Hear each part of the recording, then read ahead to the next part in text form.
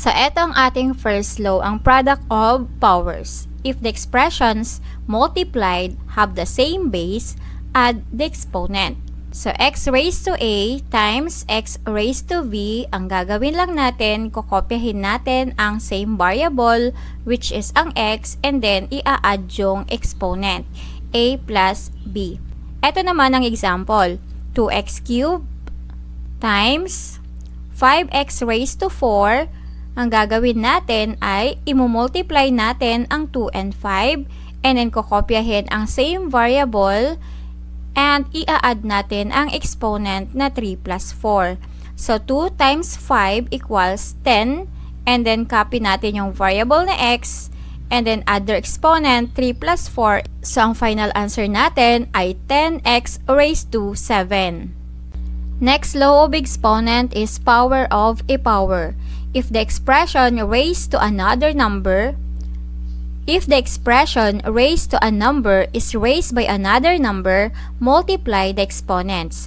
If we have x raised to a raised to b, it is equal to x raised to a times b. So, kokopyahin lang natin ang variable at imumultiply ang kanilang exponent. Example, 3x raised to 4 and raised to another exponent which is 2.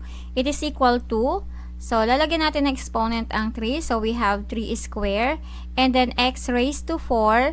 Then imumultiply natin yung exponent na nasa labas which is 2. So we have 3 square, x, and the exponent 4 times 2.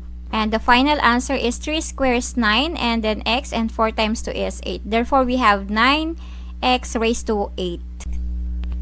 Next law of exponent, power of a power. If the multiplied expressions is raised by a number, multiply the exponents, then multiply the expression. Example, x raised to a, y raised to b, and raised to another power, c. Ang gagawin natin ay i-distribute natin ang exponent na nasa labas. So, kokopyahin natin yung x at ang exponent ng x ay a and then yung power na nasa labas ay c. Therefore, we have x raised to ac. Mumultiply natin. Same with y. So, we have y raised to b times c. Example, x square, y cube, tapos naka-raise siya sa labas ng 4. So, ang gagawin natin dito, kokopyahin natin ang variable na x square and then imumultiply natin yung exponent na nasa labas. Then, same with y cube, and then imumultiply natin yung exponent na nasa labas.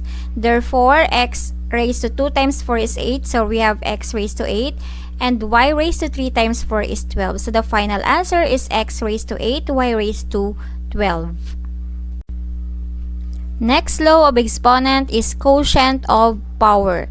If the ratio of two expressions is raised to a number, then x raised to a over x raised to b, it is equal to x raised to a minus b. Isusubtract natin ang kanilang exponent. Example, 6x raised to 7 divided by 2x cubed. So, ang gagawin natin ay i-divide natin ang 6 and 2. 6 divided by 2, the answer is 3. And then, kukopyahin natin ang variable at isusubtract yung exponent ng numerator minus the exponent ng denominator. So, we have 3x, 7 minus 3 is 4. Therefore, we have 3x raised to 4. Law of exponent, negative exponent. If the exponent is negative, then x raised to negative a equals 1 over x raised to a. So, maglalagay tayo ng 1 sa numerator over the x raised to a. Then, gagawin na natin positive exponent.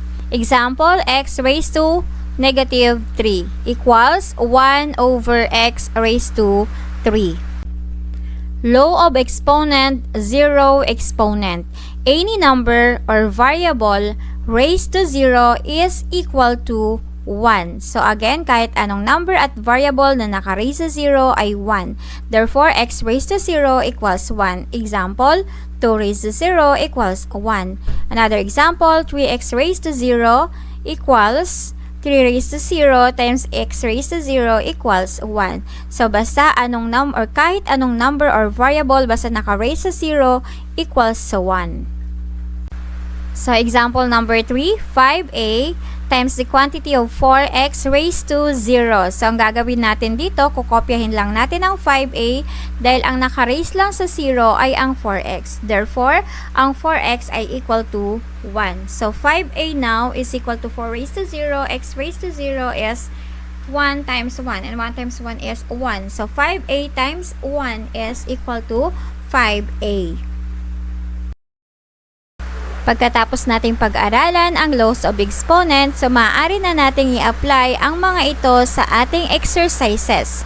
Rewrite each expression with positive exponent. Number 1, x raised to negative 4. Ang sagot ay 1 over x raised to 4, which is negative exponent law.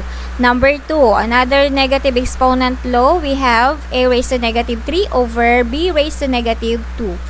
I-simplify muna natin ang nasa numerator. So, we have 1 over a raised to 3. So, gagawin nating positive ang exponent. Sa denominator naman, we have b raised to negative 2. Apply natin ang negative exponent. Therefore, we have 1 over b squared. Then, simplify natin 1 divided by a cubed divided by 1 over b squared. So, cross multiplication, 1 times b squared is b squared and 1 times a cubed is equal to a cubed. And the final answer is b squared over a cubed. Example number 3. A raised to negative 4, b raised to negative 3. Again, negative exponent. Therefore, simplify natin ang a raised to negative 4. It is 1 over a raised to 4 times 1 over b cubed. Then, multiply natin ang numerator. 1 times 1. And denominator is a raised to 4 b cubed. Now, we have a raised to 7, b raised to negative 5 equals a raised to 7, then simplify natin ang b raised to negative 5, that is 1 over b raised to 5. Next, let's simplify. A raised to 7 times 1 is a raised to 7 over b raised to 5. And the answer is a raised to 7 over b raised to 5. Next, for number 5, x minus y all over the quantity of x plus y equal to 0. To simplify, x minus y, we write lang natin. And then, since ito naka-raise sa 0, therefore, it is 1. Therefore, the final answer is x minus y.